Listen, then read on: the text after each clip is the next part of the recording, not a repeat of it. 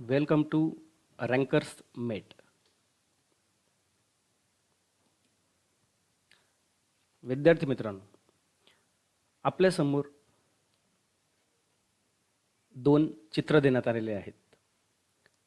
पहा बरं, कसलं चित्र आहेत?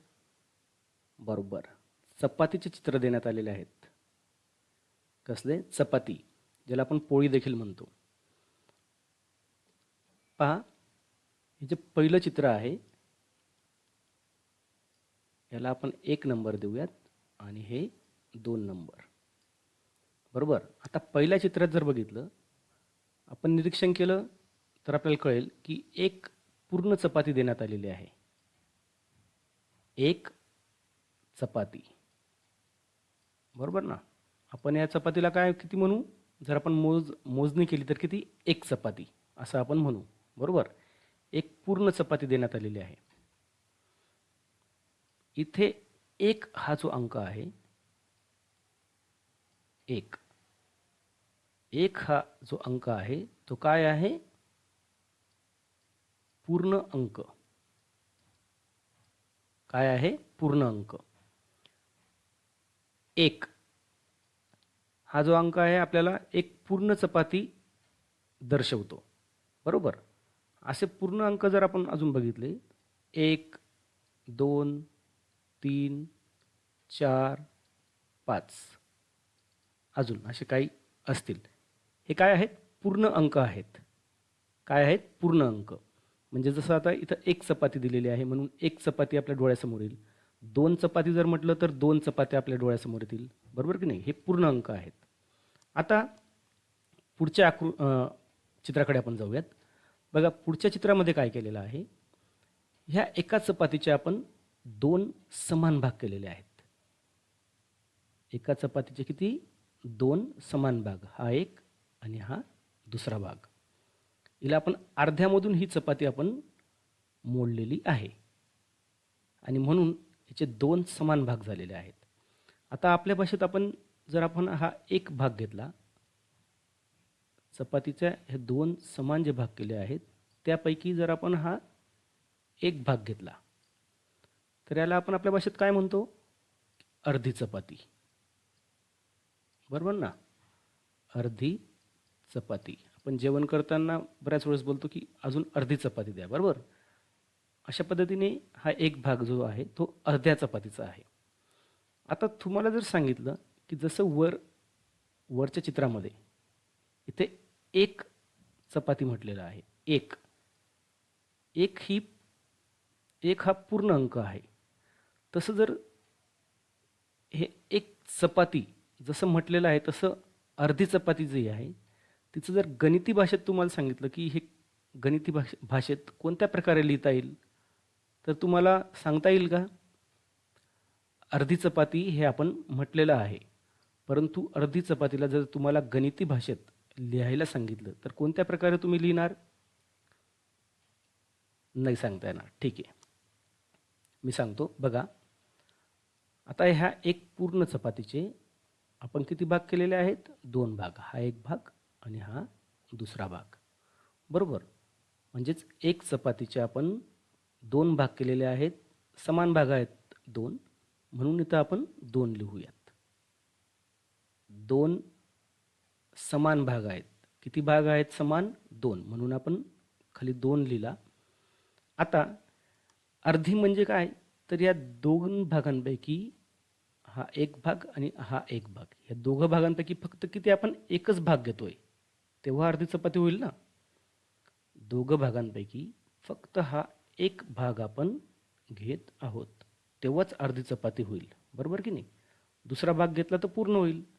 म्हणून अर्धी चपाती म्हणजे फक्त एक भाग 2 भागांपैकी. हा एक आपण इथं लिहिला. अशा पद्धतीने अर्धी चपाती याचा जो हे जे गणिती भाषेत हे अशा पद्धतीने लिहिलं जाईल, 1/2. आलं लक्षात? आता जसं एक ही पूर्ण, जसं हा एक हा पूर्ण अंक आहे तसं 1/2 हा पूर्ण अंक आहे का? सांगता येईल कोणाला? जसं 1, 2, 3 हे पूर्ण अंक आहेत. इथं आपण एक चपाती घेतलेली आहे, बरोबर. हा एक हा जो आहे हा काय आहे, पूर्ण अंक आहे. तसं हा 1/2 हा पूर्ण अंक आहे का? नाही, हा अपूर्ण अंक आहे, बरोबर. आणि यालाच गणिती भाषेत काय म्हणतात? अपूर्णांक. म्हणजेच जो अंक पूर्ण नाही असा तो अपूर्ण अंक म्हणजेच अपूर्णांक. आता एवढं सगळं सांगण्याचं प्रयोजन म्हणजेच यासाठी की आज आपण अपूर्णांक हे जे प्रकरण आहे किंवा अपूर्णांक ह्याविषयी अधिक माहिती जाणून घेण्यासाठी अपूर्णांक हे प्रकरण अभ्यासणार आहोत. तर चला आपण पाहूयात अपूर्णांक.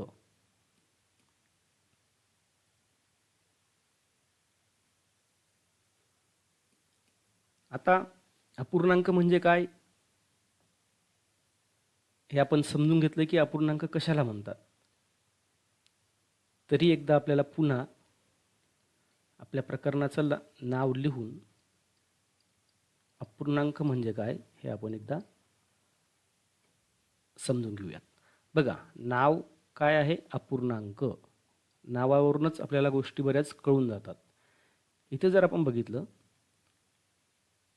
तर ह्या अपूर्णांक नावाचे 2 भाग पडतात. अपूर्णांक, बरोबर. आता अ आणि पूर्णांक असे 2 भाग पडतात. याच्यात देखील पूर्णांक जर आपण बघितलं, ह्या पूर्णांकाचा अर्थ असा होतो पूर्ण अंक. पूर्णांक म्हणजे काय? पूर्ण अंक.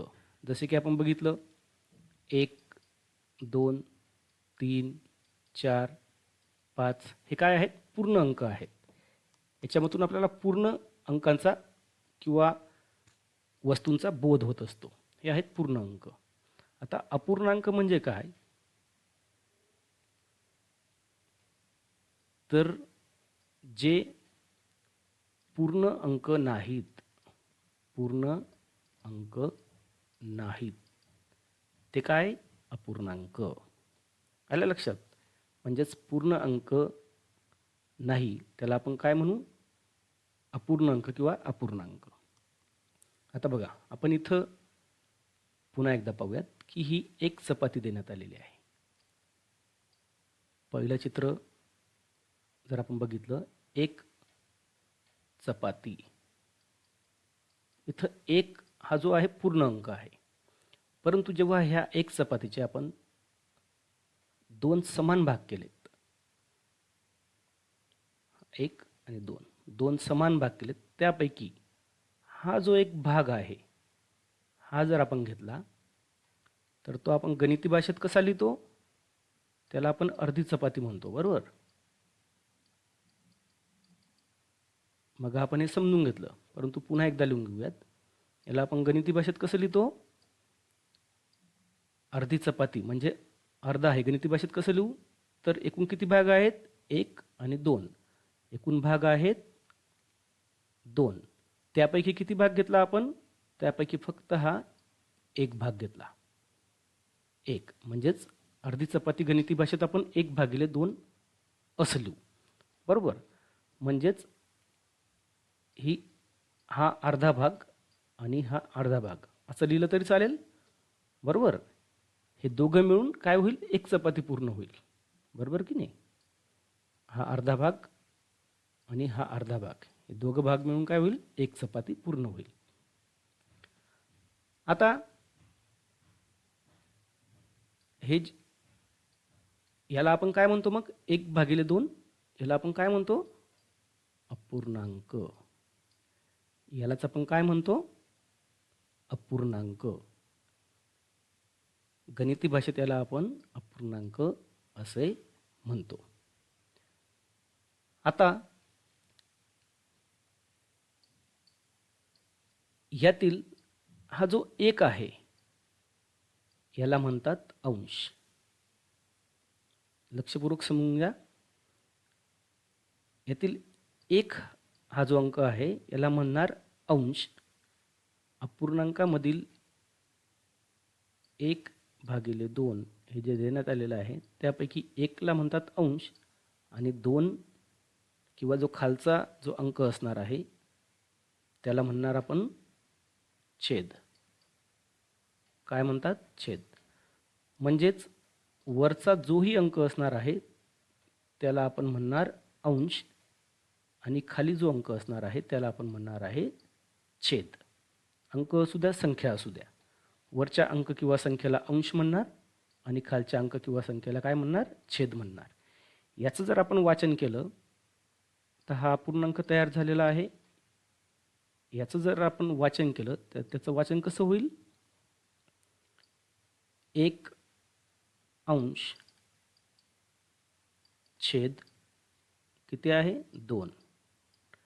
1 अंश छेद 2 असं वाचन याचं होईल. किंवा त्याचं वाचन अजून एका पद्धतीने करतात. 1 छेद, इथं आपण लिहून घेऊयात 1 छेद 2. 1 छेद 2 अशा पद्धतीने देखील याचं वाचन करता येईल. किंवा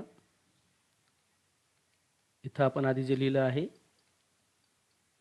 1 अंश छेद 2. आलं लक्षात? अशा पद्धतीने आपल्याला ह्या अपूर्णांकाचं वाचन करता येतं. आता अपूर्णांक म्हणजे काय हे तुम्हाला समजलं. अपूर्णांकाचा जो वरचा अंक असतो त्याला अंश म्हणतात. जो खालचा अंक असतो किंवा संख्या असतो त्याला छेद म्हणतात. हे आपण इथं बघितलं. आणि आता याचं जर वाचन इथं केलेलं आहे ते वाचन अशा पद्धतीने करतात की 1 अंश छेद 2 किंवा दुसऱ्या पद्धतीचं वाचन आहे 1 छेद 2. आलं लक्षात? आता आपण पाहूयात की आता ही जी एक चपाती देण्यात आलेली आहे, एक चपाती, पूर्ण चपाती देण्यात आलेली आहे. हिचे आता आपण काय केलं? 4 समान भाग केलेत. किती समान भाग केलेले आहेत बघा. तुम्हाला दिसतं इथं 4 समान भाग केलेले आहेत. हा 1 2 3 4 4 समान भाग केलेले आहेत. बरोबर. आता यातील जर आपण एक भाग मोजायचं ठरवलं, समजा आपण यातला हा एक भाग घेतला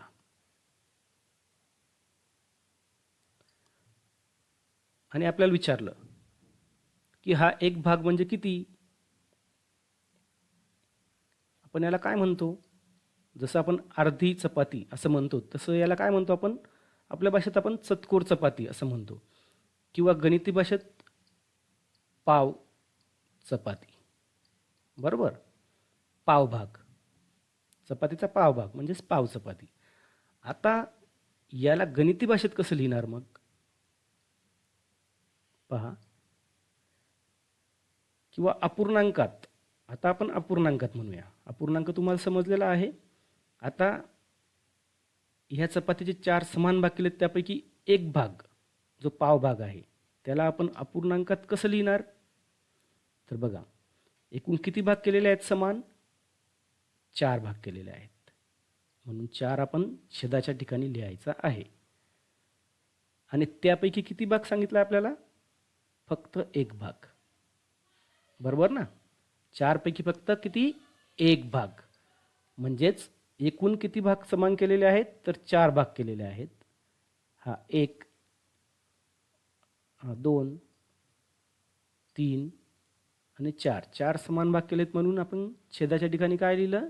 4. आणि त्यापैकी फक्त एक भाग आपल्याला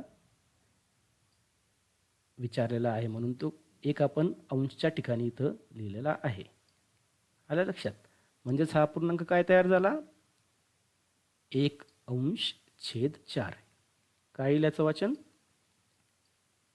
1 अंश छेद 4 किंवा दुसऱ्या पद्धतीने काय वाचन येईल 1/4 बरोबर 1/4 अशा पद्धतीने देखील आपण याचं वाचन आपल्याला करता येईल. आता सर्वात महत्त्वाचं म्हणजे इथे छेदाच्या ठिकाणी जो अंक देण्यात आलेला असतो, आता इथं छेद हा 4 आहे, हा छेदाच्या ठिकाणी जो अंक देण्यात आलेला असतो तो काय दर्शवतो, तर एखाद्या वस्तूचे किती समान भाग केलेले आहेत. काय किती समान भाग आहेत, किती समान भाग आहेत, हे छेदच्या ठिकाणी जो अंक असतो तो दर्शवत असतो. वस्तूचे एकूण किती समान भाग केलेले आहेत हे छेदच्या ठिकाणी जो अंक असतो तो दर्शवतो. बघा इथं आपण वस्तूचे किती समान भाग केलेले आहेत 1 2 3 4 म्हणून छेदच्या ठिकाणी काय आलं आहे 4 आलं लक्षात. आणि जो अंशच्या ठिकाणी अंक आहे अंश तो काय दर्शवतो, तर एकूण जे समान भाग आहेत त्यापैकी किती भाग आपण घेतलेले आहेत, त्यापैकी किती भाग घेतले, जे आपण समान भाग एकूण केलेले आहेत त्यापैकी किती भाग घेतले हे आपल्याला काय दर्शवतो अंशच्या ठिकाणचा अंक. बघा इथं आपण एकच भाग घेतलेला आहे, इथं आपण किती भाग घेतलेला आहे फक्त एक भाग, म्हणून अंशच्या ठिकाणी काय आला आहे 1. म्हणजेच हे अतिशय महत्त्वाचं आहे की अपूर्णांकामधील जो अंशच्या जागेवर अंक असतो किंवा संख्या असते हे आपण त्या अपूर्णांकात हे त्या वस्तूचे आपण किती भाग घेतलेले आहे हे दर्शवतो. तर छेदाच्या ठिकाणी जो अंक दिलेला असतो तो आपण त्या वस्तूचे किती समान भाग केलेले आहेत हे दर्शवत असतो. आलं लक्षात. अशा पद्धतीने अपूर्णांक त्याचं वाचन आणि अंश व छेद यांचं महत्त्व नेमकं काय आहे हे आपण इथं पाहिलेलं आहे.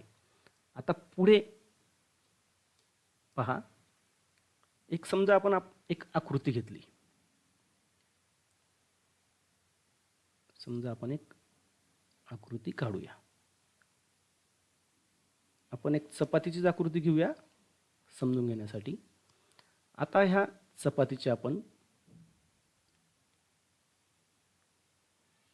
थोडं गोल चपाती घेऊया.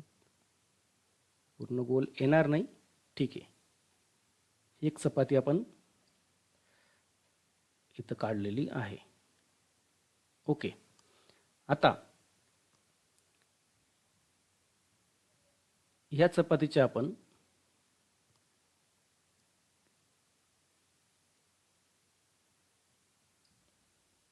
काही समान भाग करत आहोत. बघा किती समान भाग आहेत ते आपण पाहूयात. बरोबर. आता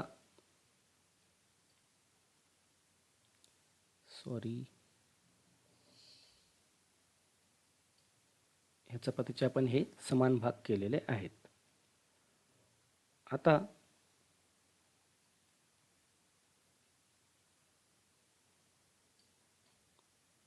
त्यापैकी काही भाग आपण रंगवूयात. ठीक आहे. आता एक वर्तुळ घेतलंय किंवा चपाती घेतलंय असं समजू आपण. त्याचे आपण समान भाग केलेले आहेत आणि त्यापैकी काही भाग आपण रंगवलेले आहेत. ही झाली एक आकृती. आता आपल्याला जर विचारलं की जो रंगवलेला अपूर्णांक आहे, रंगवलेला अपूर्णांक तो आपल्याला गणिती भाषेत लिहायचा आहे, तर कोणत्या पद्धतीने लिहिणार? बाजूला एक आकृती दिलेली आहे वर्तुळाची, समजा आपण ती, त्या आकृतीचे आपण समान भाग केलेले आहेत.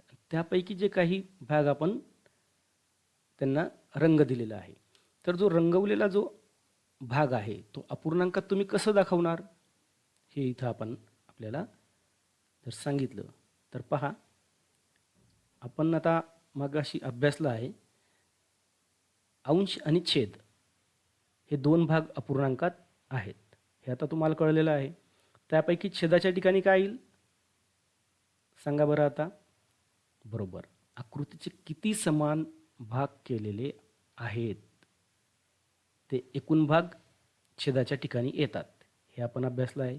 पहा किती समान भाग आहेत, 1 2 3 4 5 6 7 आणि 8, म्हणून छेदाच्या ठिकाणी काय येईल 8. आणि अंश म्हणजे काय, तर अंशाच्या ठिकाणी कुठला अंक येतो किंवा संख्या येते, तर हे जे समान भाग केलेले असतात त्यापैकी किती भाग इथे रंगवलेले आहेत पहा बरं. बघा, हा 1, हा 2 आणि हा 3 भाग रंगवलेले आहेत. अशा पद्धतीने जो रंगवलेला अपूर्णांक आहे तो कसा येईल मग, 3/8 किंवा 3/8. आलं लक्षात. म्हणजे या आकृतीचं जो रंगवलेला भाग आहे तो आपण अपूर्णांकात ह्या पद्धतीने लिहिला जाईल. यात बघा 3 काय आहे, हे रंगवलेले भाग आहेत, आणि 8 काय आहे, तर एकूण समान भाग. बरोबर, 8 एकूण समान भाग आहेत, त्यापैकी 3 भाग रंगवलेले आहेत, असा त्याचा अर्थ होतो. आता जर तुम्हाला अपूर्णांक दिला असेल, बघा सगळ्या गोष्टी आपण समजून घेत आहोत, अतिशय सोपं आहे, लक्ष देऊन फक्त समजून घ्या. आता आपण याच्या उलट घेऊयात. समजा तुम्हाला रंगवलेला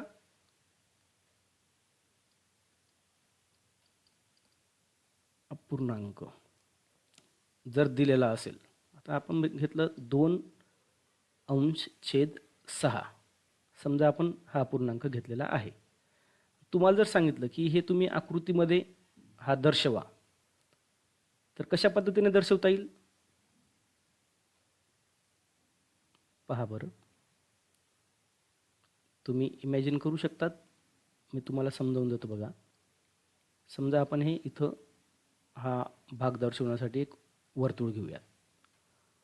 बरोबर, आता काय सांगितलं आहे, 2/6 हा अपूर्णांक दिलेला आहे.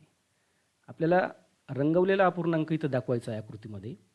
म्हणजेच 6 म्हणजे काय होईल, इथं आकृतीचे समान किती भाग येतील, 6 भाग येतील. आलं लक्षात. मग आपण 6 समान भाग करूयात. झाले, 6 समान भाग झालेत. 1 2 3 4 5 6. बरोबर, आता अंशच्या ठिकाणी काय आहे 2, म्हणजेच त्या 6 पैकी किती आपल्याला रंगवलेले भाग दाखवायचे आहेत 2. बरोबर ना, 6 समान भागांपैकी कोणतेही 2 भाग आपल्याला रंगवलेले दाखवायचे आहेत. मग आपण हे 2 भाग घेऊयात, कोणतेही 2 दाखवता येतील तुम्हाला. हां, ठीक आहे. तर अशा पद्धतीने 2/6 किंवा 2/6 हा अपूर्णांक आपण आकृतीने असा दाखवू शकतो, किंवा तुम्ही त्याच्याऐवजी दुसरी देखील आकृती घेऊ शकतात. असं काही कंपल्शन नाही आहे की वर्तुळच घ्यायला हवं. अजून एक आकृती मी तुम्हाला आकृतीद्वारे हा अपूर्णांक रंगवलेला दाखवतो. बघा, हे एक आपण आयताकृती एक पट्टी घेतलेली आहे. किती समान भाग सांगितलेले आहेत 6. छेदाच्या ठिकाणी 6 आहे, म्हणून 6 समान भाग येतील. 1 2 3 4 5 6. आता इथं आपण काही स्केल वापरत नाही आहे, फक्त समजून देण्यासाठी आपण हे भाग केलेले आहेत, म्हणून ते समान आहेत असं समजून घ्यायचं आहे.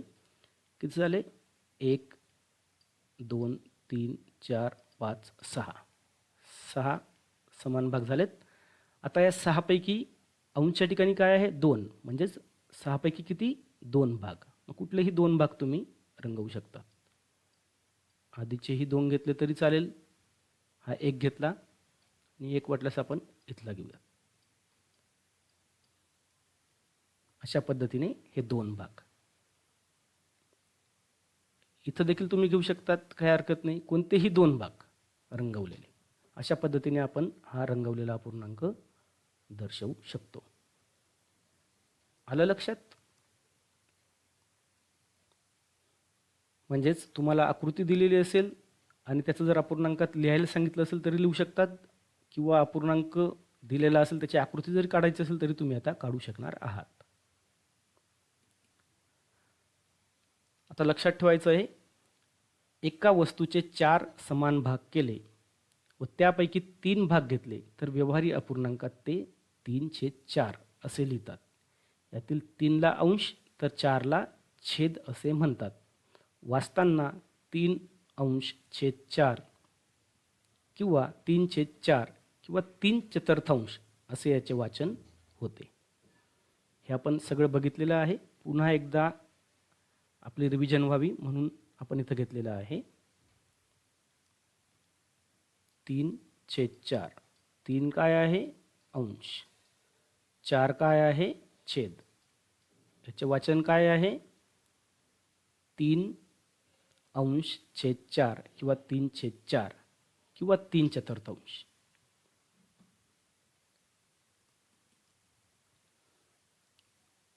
आता बघा, समच्छेद अपूर्णांक एक लक्षात ठेवण्यासारखी कन्सेप्ट आहे. समच्छेद अपूर्णांक. आता समच्छेद अपूर्णांक म्हणजे नेमका काय असतो हे आपण पाहूयात.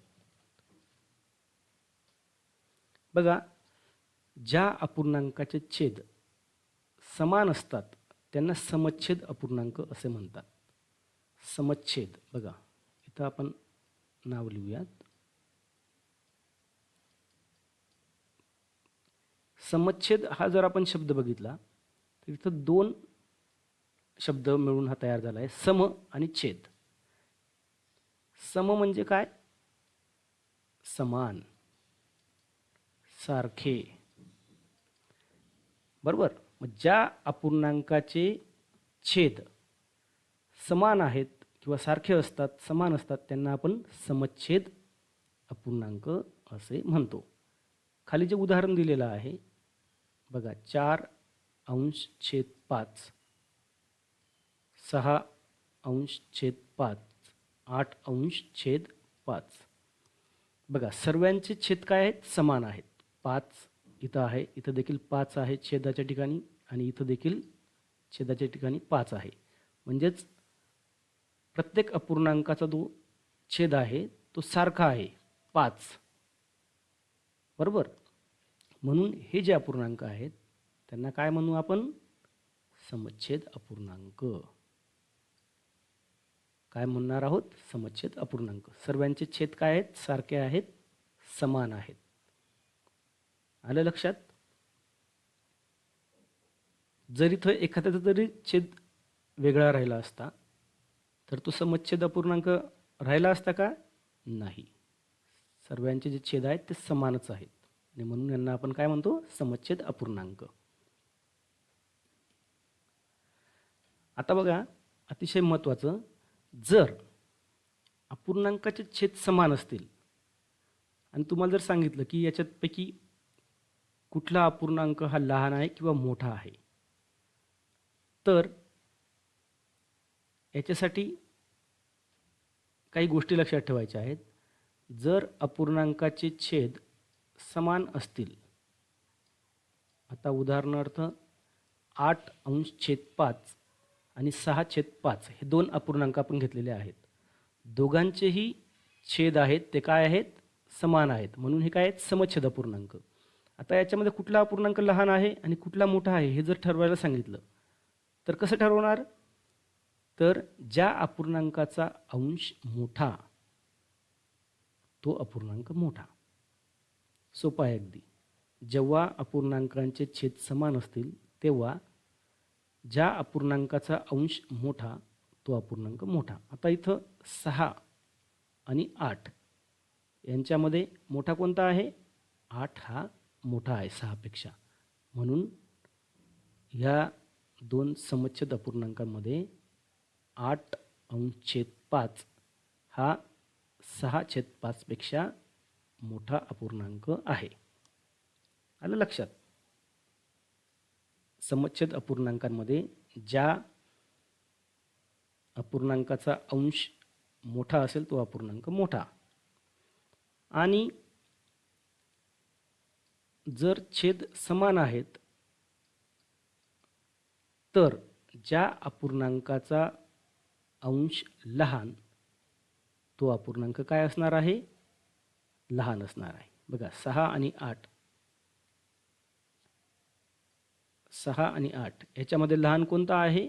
6 लहान आहे. कोणापेक्षा? 8 पेक्षा.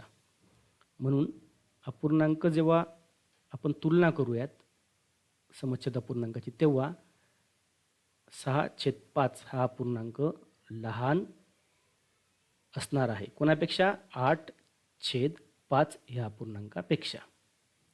म्हणजेच जेव्हा अपूर्णांकाचे छेद समान असतात तेव्हा ज्या अपूर्णांकाचा अंश लहान असतो तो अपूर्णांक काय असतो? लहान असतो. आलं लक्षात? पुढे पाहूयात.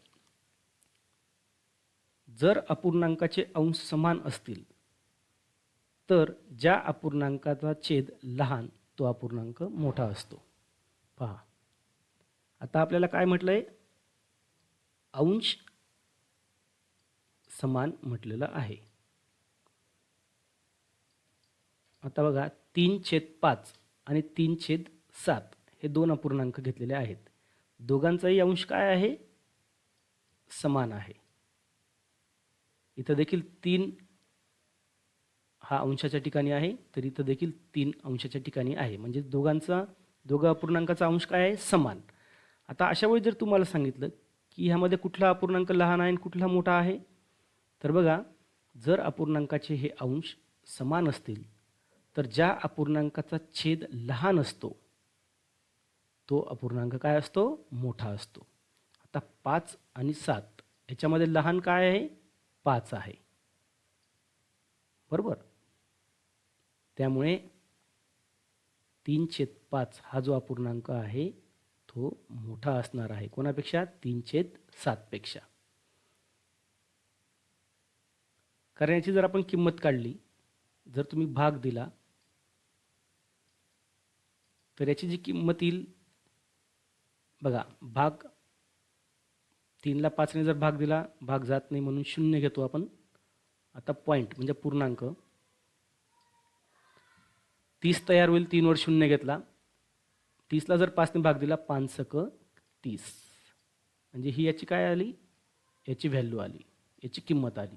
तसंच 3 जर आपण 7 घेतलं, याचं जर काढलं, 3ला 7ने भाग दिला, भाग जात नाही म्हणून 0 पूर्णांक. पुढे 3 वर 0 घेतला, 30 तयार झाले. 7×1 = 7, 7×2 = 14, 7×3 = 21, 7×4 = 28. बघा 0.6 आणि 0.4 याच्यामध्ये मोठा कोणता आहे? 0.6. बरोबर?